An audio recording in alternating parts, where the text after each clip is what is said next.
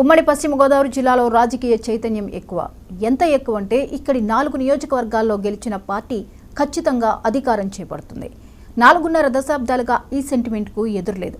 మళ్ళీ ఇప్పుడు ఇంకోసారి అందరూ ఆ నియోజకవర్గాల్లో గెలుపు మీదనే ప్రత్యేకంగా దృష్టి పెట్టి లెక్కలు వేస్తున్నారు. ఇంతకీ ఆ 4 నియోజకవర్గాల పరిస్థితి ఎలా ఉంది? ఈసారి ఓటర్ల తీర్పు అదే సెంటిమెంట్ను కొనసాగిస్తుందా, బ్రేక్ వేస్తుందా అనే విషయాలు ఒక్కసారి చూద్దాం.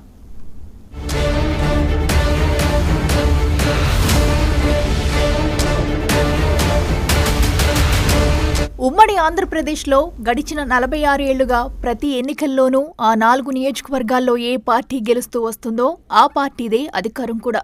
ఆ 4 అసెంబ్లీ స్థానాలు ఉమ్మడి పశ్చిమ గోదావరి జిల్లాలో ఉన్నాయి.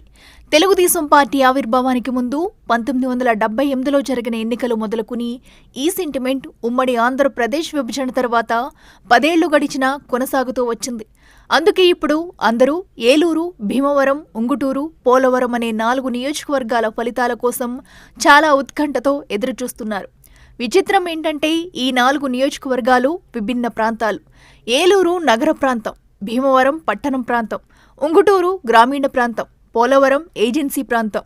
ఇలా 4 నియోజకవర్గాల్లోనూ విభిన్న ప్రాంత ఓటర్లు ఉన్నప్పటికీ ఈ 4 నియోజకవర్గాల ఓటర్ల తీర్పు మాత్రం విలక్షణంగా ఒకే ఫలితం ఇవ్వటం వల్లనే రాజకీయ విశ్లేషకుల చూపు ఈ నియోజకవర్గాల మీద ఉంది.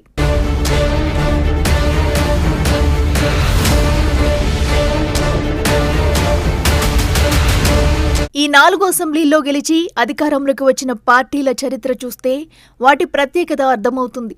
ఎన్టీఆర్ తెలుగుదేశం పార్టీ స్థాపించక ముందు జరిగిన 1978 సార్వత్రిక ఎన్నికల్లో ఈ 4 చోట్ల కాంగ్రెస్ పార్టీ అభ్యర్థులు గెలిస్తే రాష్ట్రం కాంగ్రెస్ హస్తగతమైంది.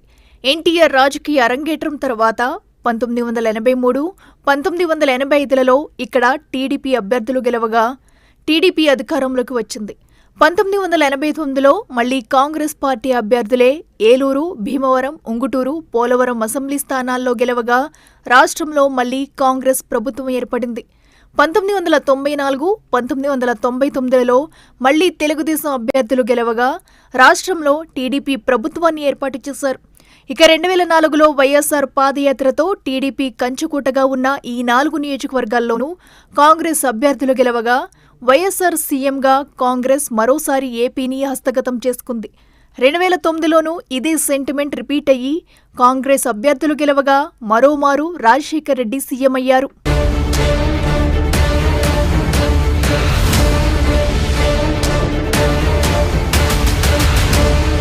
ఇక ఉమ్మడి ఆంధ్రప్రదేశ్ చరిత్ర ముగిసి రాష్ట్ర విభజనకి కంచుకోటగా ఉన్న ఈ 4 నియోజకవర్గాల్లోనూ కాంగ్రెస్ అభ్యర్థులు గెలవగా వైఎస్ఆర్ సీఎంగా కాంగ్రెస్ మరోసారి ఏపీని హస్తగతం చేసుకుంది.